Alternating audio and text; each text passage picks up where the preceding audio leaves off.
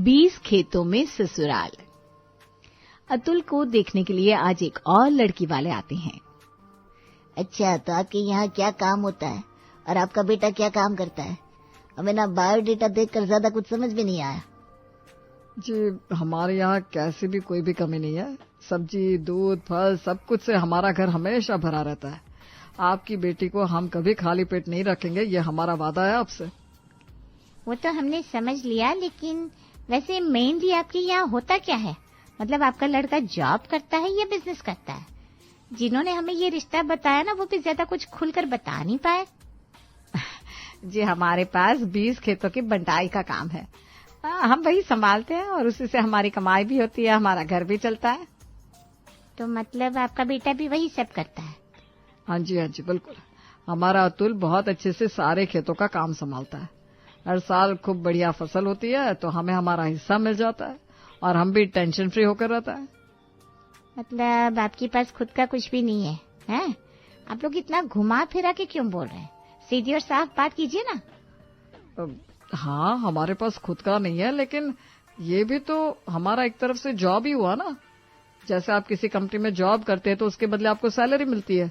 अब कंपनी तो आपका हो नहीं जाता, बस ऐसे ही ये हमारा और हमारे बेटे का जॉब है।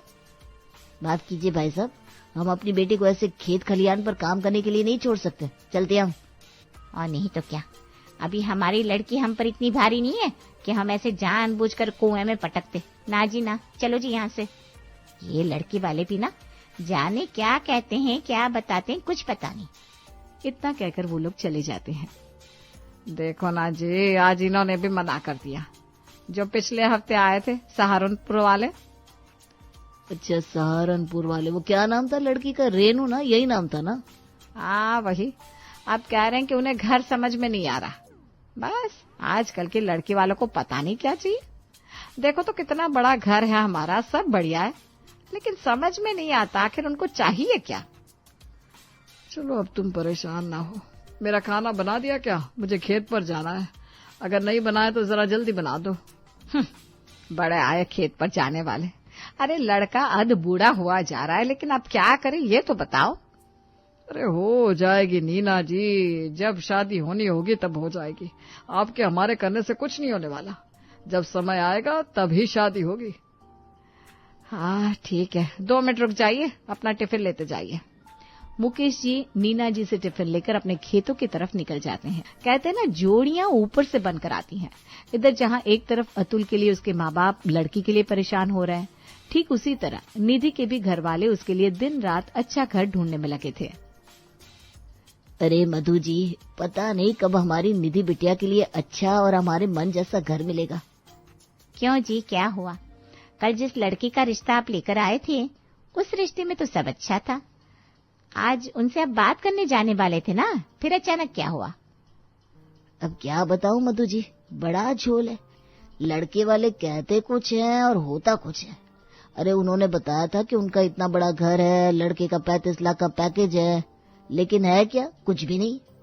पता चला लड़के का सिर्फ 32 लाख का पैकेज है और घर की भी अभी ईएमआई बाकी है।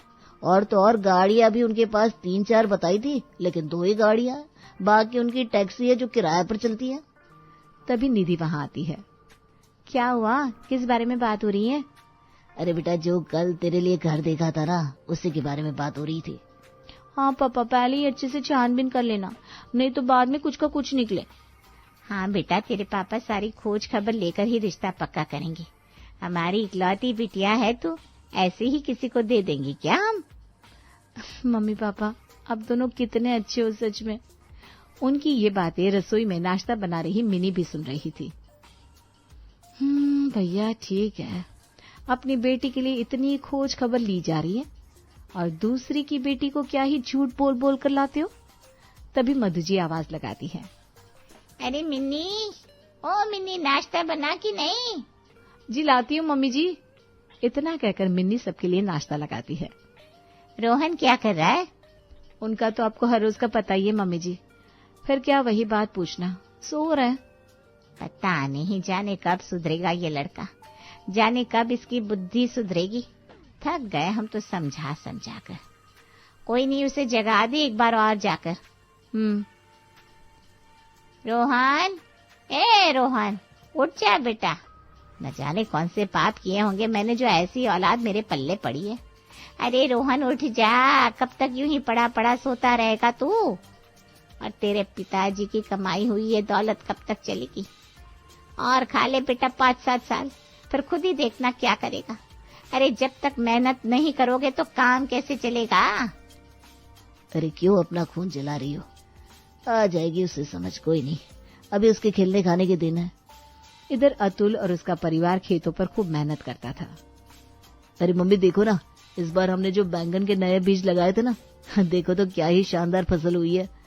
1 नंबर बैंगन आया है। सही कह रहे हो तुम अतुल, हर तरीके से बढ़िया है, ना कोई कीड़ा है, साइज भी इतना बढ़िया है, दिल खुश हो गया देखकर। अरे मेरा लड़का इतना होनहार है, लेकिन फिर भी पता नहीं क्यों इसका रिश्ता नहीं हो रहा। कोई भी लड़की आएगी तो कितना खुश रखेगा मेरा बेटा। वही तो समझ में नहीं आता कि ये भी तो एक तरह से नौकरी है, लेकिन नहीं, लोगों को लगता है कि ये बटाई का काम मतलब मजदूरी। अरे उन एसी में रहने वालों से तो हम लाख गुना बेहतर जीवन जी रहे हैं। वही तो, साफ सुथरा खाना, ना कोई केमिकल, ना कोई प्रिजर्वेटिव। फिर भी चलो कोई नहीं, आज जल्दी से काम निपटाते हैं और दूसरे खेत पर भी तो चलना है भाई। अरे धान बोने का समय अब नजदीक आ रहा है। हाँ भाई, अब तो धान की फसल भी तो तैयार करनी है। ठीक है पापा, मैं उस अरहर वाले खेत पर पहुंचता हूँ और आपको फिर धान वाले खेत पर ही मिलूंगा। इतना कहकर अतुल वहां से चला जाता है। नीना जी, रोज रोज वही शादी का किस्सा लेकर मत बैठ जाया करो। अरे बेटा है वो हमारा, कोई बोझ थोड़े ना है, उसे कितना बुरा लगता होगा। तो मुझे बुरा नहीं लगता क्या? मेरी देवरानी यानी तुम्हारे छोटे भाई का बेटा, उसे देख लो। नीना इतना कह रही थी कि तभी उसके मोबाइल की घंटी बजती है। ला देखो देखो, आ गया फोन। शैतान का नाम लिया और शैतान हासिल। किसका फोन है? तुम्हारे छोटे भाई की बीवी का। अब देखो सुनाएगी वो अपने बेटे के किस्से। अरे इतनी देर से बज रहा है, उठाओ ना फोन। कैसे हो दीदी, बड़े दिन हो गए, आप तो कभी याद ही नहीं करती।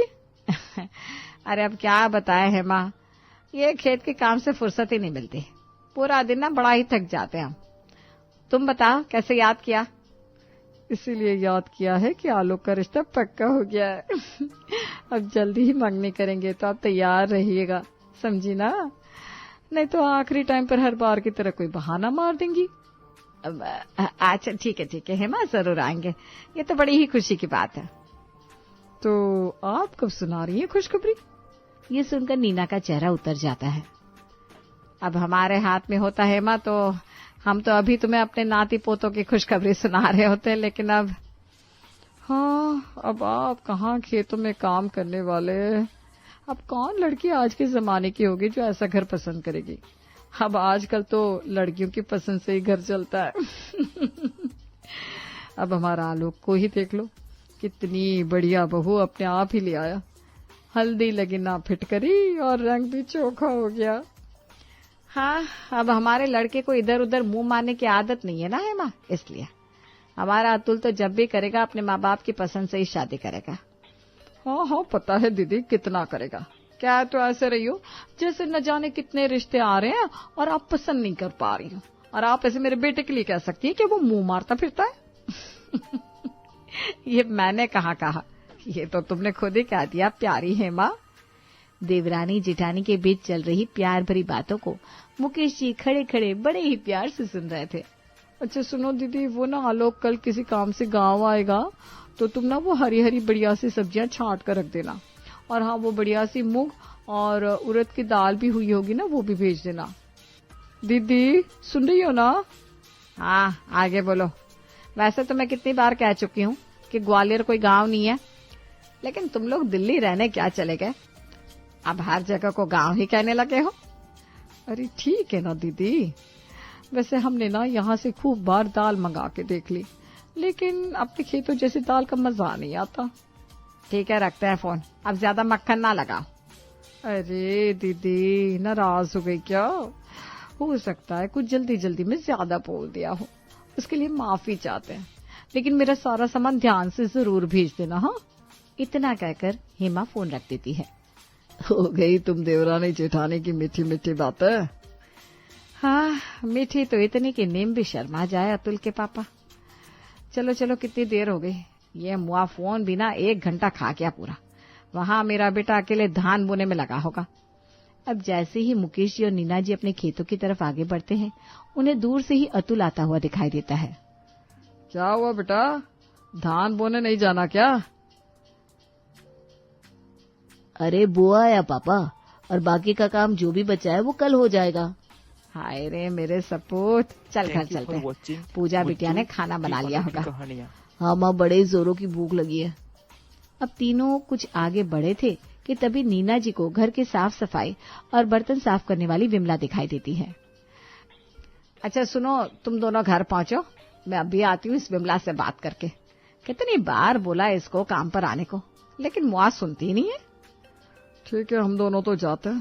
पेट में चूहे इस कदर उछाल मार रहे कि बस बेस्ट सुपर डांसर का खिताब ही नहीं जीतना हो जैसा। आप बीना जी अच्छा जा, और पूजा से कह देना वो तुम दोनों की थाली लगा देगी अच्छे से। क्या विमला, कहाँ बिजी रहती है इतना ज्यादा? है बिल्कुल भी समय नहीं है क्या तेरे पास? कितनी बार पूजा को मिली, उसने भी तुझे बोला। अब क्या बताए भाभी जी, काम ही इतना ज्यादा है कि कुछ पूछो मत। ठीक है, वो सब तो मैंने सुन लिया। अब आज एक खेत में अतुल ने धान बो दिए हैं और बाकी के 4 खेतों में और बोने हैं, तो तू आ जाना, जो कहेगी वो तुझे दे देंगे। और क्या कहूँ? अरे भाभी, बात कुछ ऐसी है कि आप कहोगी कि अब विमला बहाना मार रही है। मेरे को ना मरने की भी फुर्सत नहीं है। अगर अभी यमराज आ जाए तो उनसे भी कहना पड़ेगा रुक जाओ, अभी मेरी 4 कोठी रह गई है।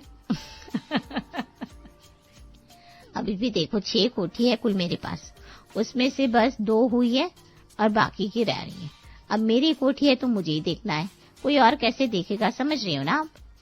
विमला की बातें सुनते सुनते नीना जी के दिमाग में एकदम से 440 वोल्ट का करंट दौड़ता है और वो कुछ सोचने लगती है।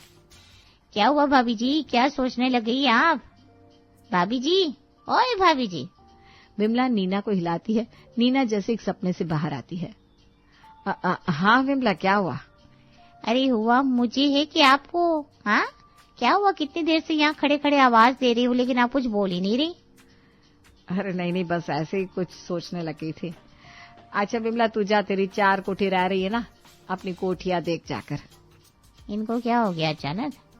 इतना कहकर विमला चली जाती है और नीना जी के दिमाग में एक नई योजना प्रवेश करती है। आ गई नीना जी, आप ही की राह देख रहा था। सोच रहा था न जाने आप कितनी देर में आओगी। एक बहुत बढ़िया घर से रिश्ता आया है हमारे अतुल के लिए। अच्छा जी, कहाँ की है लड़की, क्या नाम है, कैसी है देखने में, बताओ तो सही। ये देखिए लड़की का फोटो, निधि नाम है। लड़की के पिताजी नारायण जी का आज खुद से ही फोन आया। उन्हें किसी ने बताया अपने अतुल के बारे में, तो उन्होंने जन्म पत्र मिलवाई। बता रहे थे बड़ी अच्छी जन्म पत्र मिली है, आने की इच्छा है उनकी।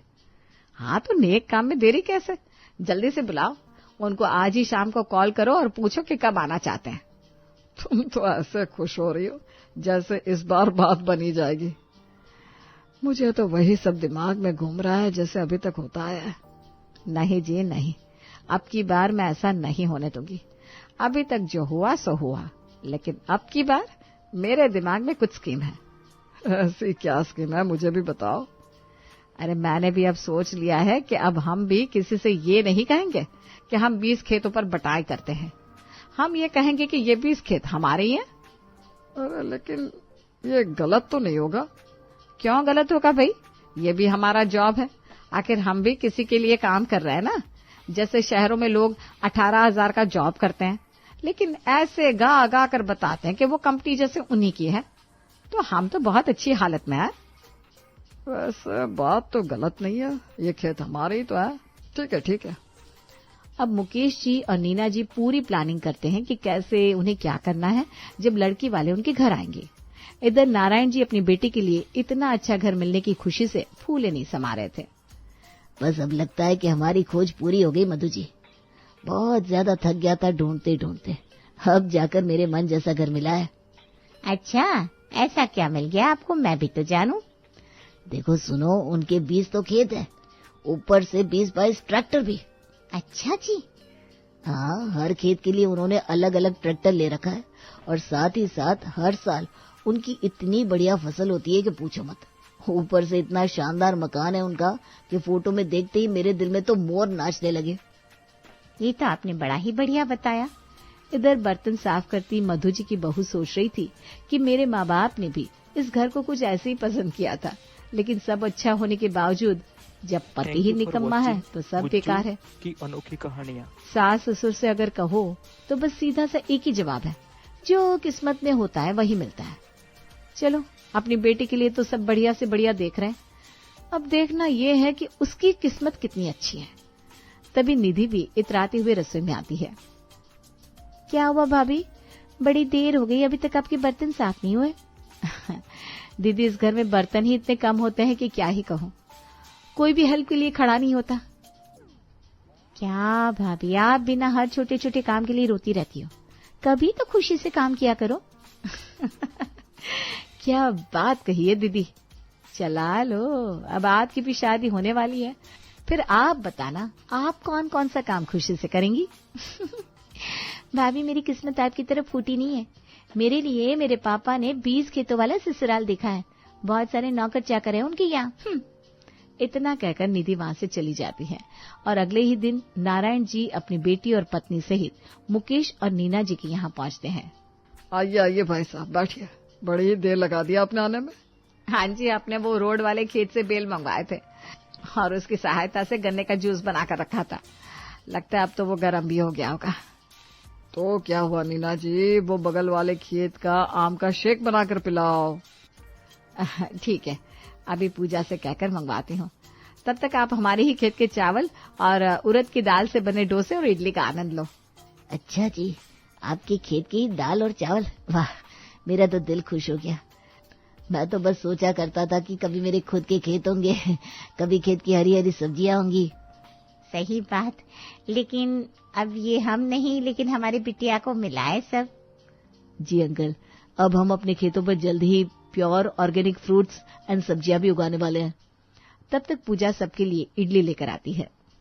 लीजिए, हमारे खेत की सब्जियों का सांबार और इडली आपको एक अलग ही स्वाद देगा। अच्छा, वैसे आप लोग खेत पर जाते हैं? मुझे भी ना खेत पर जाना बहुत अच्छा लगता है, मुझे कभी जाने का मौका मिलेगा क्या? निधि के ये कहने पर सब एक दूसरे की शक्ल देखने लगते हैं। हाँ, क्यों नहीं बेटा, तुम जब चाहो खेत पर जाओ, हम भी हर रोज खेत पर जाते हैं।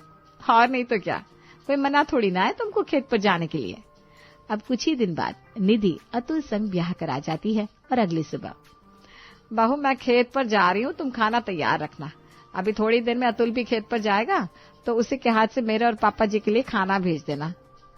क्या मम्मी जी, मैं अकेले कैसे इतना सबका खाना बनाऊंगी? अच्छा ठीक है बहू, अगर तुमको बनाना नहीं आता तो कोई बात नहीं, पूजा तुम्हारी मदद करेगी, लेकिन तुम्हें भी सीखना होगा। हाँ मम्मी जी, इस घर में नौकर नहीं है क्या काम करने के लिए? नहीं तो हम अपना सारा काम खुद ही करते हैं। हमारे इतने बड़े बड़े खेत हैं फिर भी। हाँ, कल से तुम्हें भी खेत पर काम करने चलना होगा हमारे साथ, अभी तो पिक सीजन है।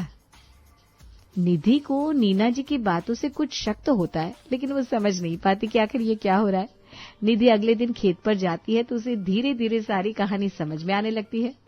अब निधि हर रोज अपनी माँ को रो रो कर अपना दुखड़ा सुनाती, लेकिन अब पछताए होत का जब चिड़िया चुग गई खेत।